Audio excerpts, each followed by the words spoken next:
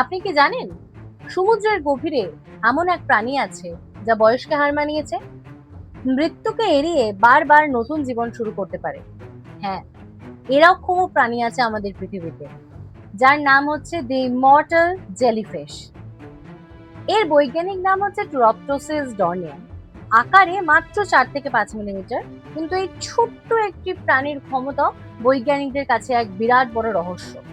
অন্য সব প্রাণীর মতো এরা জন্মায়, বেড়ে ওঠে, বার্ধক্যে পৌঁছায়, কিন্তু বয়স বা আঘাতের কারণে মৃত্যুর কাছাকাছি গেলেই এদের শরীরে এক প্রকারের জৈবিক প্রক্রিয়া শুরু হয়, যার নাম হচ্ছে ট্রান্সডিফারেন্সিয়েশন।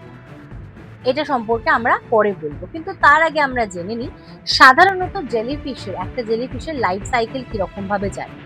সাধারণত একটি জেলিফিশের লাইফ সাইকেলের প্রথম ধাপ হচ্ছে, যেমন আমাদের ম্যাক্সিমাম প্রাণী এই পৃথিবীতে, মেটিং। মেটিং এর পর স্ত্রী জেলিফিশ ডিম ছাড়ে। সেই ডিম থেকে জন্ম নেয় ক্ষুদ্র ক্ষুদ্র লার্ভা, যাদেরকে বৈজ্ঞানিক ভাষায় বলা হয় প্ল্যানুলা। প্ল্যানুলা সমুদ্রের স্রোতে ভেসে বেড়ায় কিছুদিন, তারপর সমুদ্রের তলের কোনো শক্ত জায়গায় গিয়ে আটকে যায়। এবার স্টার্ট হয় তাদের দ্বিতীয় ধাপ, যাকে বলা হয় পলিপ স্টেজ। পলিপ স্টেজে জেলিফিশের দেহ থেকে, মানে এই যে ডিমগুলো লার্ভাগুলো যে মাটিতে সেটেল হয়ে যাচ্ছে, এদের দেহটা একটি দণ্ডাকার দেহে পরিণত হয় এবং এদের দেহের চারপাশে টেন্টেকলস বেরোয়। এইভাবে পলিপ বছরের পর বছর বেঁচে থাকতে পারে। পলিপ ধীরে ধীরে স্ট্রোবিলা তৈরি হয়, এটা হচ্ছে তাদের তৃতীয় ধাপ। তার মানে তার শরীরের উপর থেকে ছোট ছোট স্তরের থেকে ভাগ হতে থাকে এবং প্রত্যেকটি স্তর এক একটা আলাদা জেলিফিশে পরিণত হয়। কি দারুণ এবং বৈচিত্র্যময় আমাদের এই পৃথিবী। যাই হোক, ভিডিও ফিরে আসি। এই ছোট্ট নতুন জেলিফিশটিকে বলা হয় ইফ্রা, এবং এর শেষ ধাপ হচ্ছে মেডুসা। মেডুসা হচ্ছে যেরকম জেলিফিশের নাম বলে যে যেরকম আকারটা আমাদের চোখের সামনে ভেসে ওঠে, সেটা হচ্ছে মেডুসা, এবং এটাই হচ্ছে একটি পূর্ণবয়স্ক জেলিফিশ, যেটা আমরা সাধারণত সমুদ্রে ভাসতে দেখি।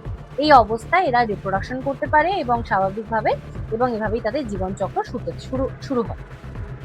কিন্তু ইমমর্টাল জেলিফিশ এই স্বাভাবিক নিয়মকে সম্পূর্ণভাবে ভেঙে দিয়েছে। যখন ইমমর্টাল জেলিফিশ কোনোভাবে চোট পায় বা বয়সে দুর্বল হয়ে পড়ে, তখন একটি বিশেষ প্রক্রিয়া, যাকে আমরা আগেই বলেছি ট্রান্সডিফারেন্সিয়েশন, এই প্রক্রিয়াটা তাদের দেহে চালু হতে থাকে। এই প্রক্রিয়ায় একটা পূর্ণ বয়স্ক জেলিফিশ তার যে কোষগুলি থাকে সেগুলো আবার বদলাতে থাকে, যেন খানিকটা টাইম মেশিনে করে তাদেরকে ছোটবেলায় ফিরিয়ে নেওয়া যাওয়া হলো। এরপর এদের টেন্টেকেল গুলো গুটিয়ে যায়, শরীর নরম হয়ে যায়, ছোট হতে থাকে। তারপর এটি সমুদ্র তলে ডুবে গিয়ে আবার এক ধরনের স্তর তৈরি করে, যার নাম বলা হয় সিস্ট। সেই সিস্ট ভেঙে একটা নতুন পলিপ কলোনি তৈরি হয়। আবার সেম যেরকম আমি জেলিফিশের লাইফ সাইকেলে বলেছিলাম, এই পলিপ থেকে আবার জন্ম নেয় অনেক নতুন নতুন জেলিফিশ।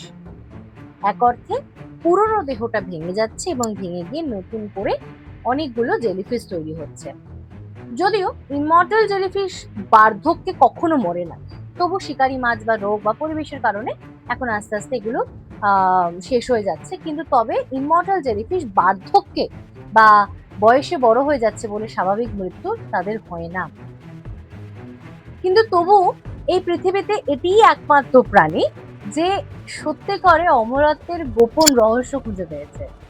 অতল সমুদ্রের গভীরে অন্ধকারে এই ক্ষুদ্র প্রাণী আমাদের শিখিয়ে দেয় যে প্রকৃতির এখনো অনেক রহস্য আমরা জানতে পারি না, আমরা এখনো জানি না, এখনো আমাদের আবিষ্কার করা বাকি আছে। হয়তো একদিন মানুষ তার থেকে শিখে নিতে পারবে যে কিভাবে বয়সকে হারানো যায়। আপনার মতে কি মনে হয় যে অমরত্ব কি আশীর্বাদ হতে পারে মানুষের জন্য, নাকি সেটা অভিশাপ হতে পারে? অবশ্যই কমেন্ট বক্সে আপনাদের মতবাদ জানাবেন। Thank you.